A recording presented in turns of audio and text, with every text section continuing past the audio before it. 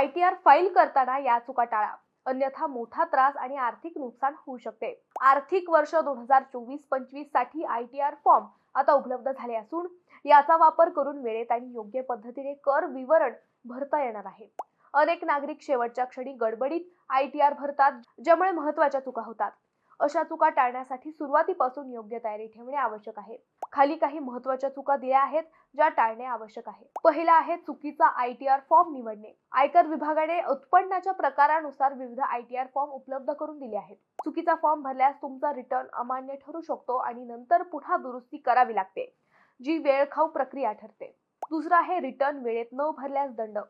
ITR दाखल करण्याची अंतिम तारीख 31 जुलै 2025 आहे। वेळेत रिटर्न न भरल्यास 5,000 रुपये ते 10,000 रुपये पर्यंतचा दंड लागू शकतो।